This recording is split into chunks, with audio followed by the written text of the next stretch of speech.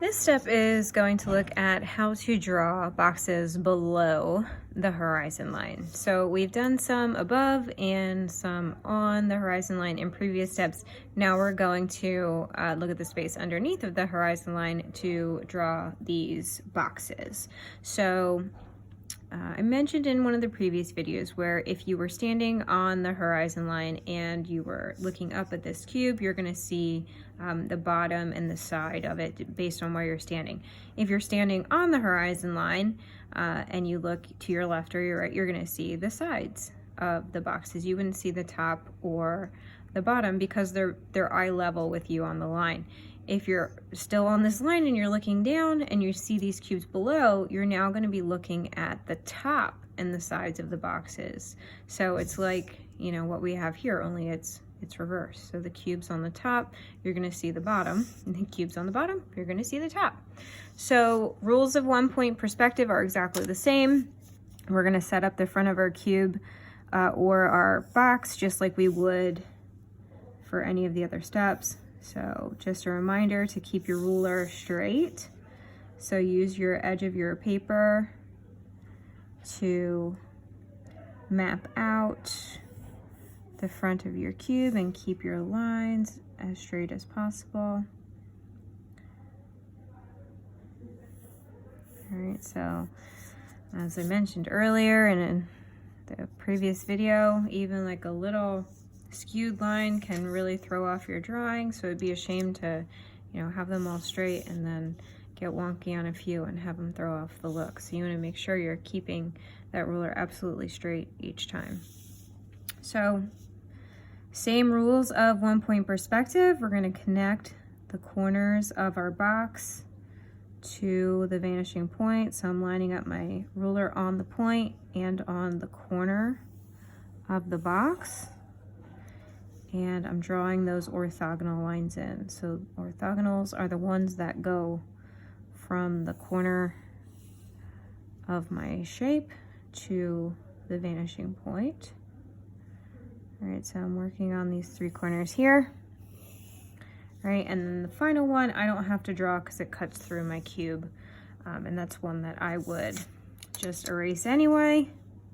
So I'm not going to draw that in. So to finish off my cube, I'll make this one a long one.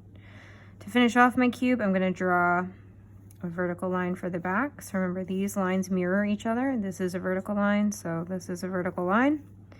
And then same thing on the back edge.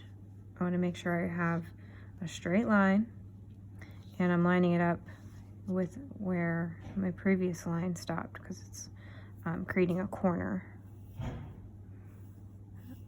Okay, so just like this was horizontal, this one's horizontal. So I'm repeating this line back here.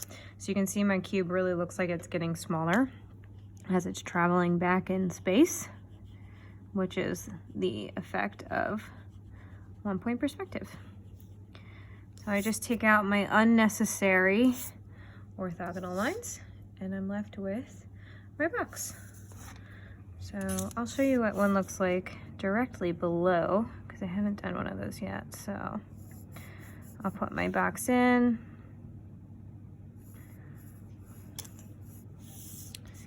Same rules apply. Straight vertical lines, straight horizontal lines. Lining up my ruler with the edge of my paper each and every time makes a big difference in the end, having those straight lines. All right, so right now I'm right underneath of the vanishing point. So you'll see when I put these in, 1 and 2.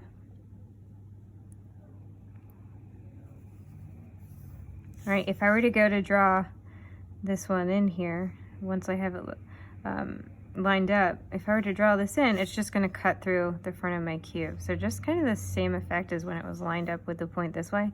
When it's lined up with the point this way, you're not going to see the side of it. So if I were to, you know, draw these lines in here, those would be those same kind of lines that I would erase on the side here where it's like cutting through the cube. So I don't need to draw those really because I'm not going to see them. So if it's directly above or directly below or directly across from the vanishing point, you're only going to see one side of it. And you know, if it's below the vanishing point, you're only going to see the top of it. If it's above the vanishing point, you would only see the bottom of it. But that's if it's like directly above it. Ones that are kind of to the side, you would obviously see the side of it as well. So those ones that are directly below, you would just see the top. Okay, so you would continue adding on your cubes until you have your 4.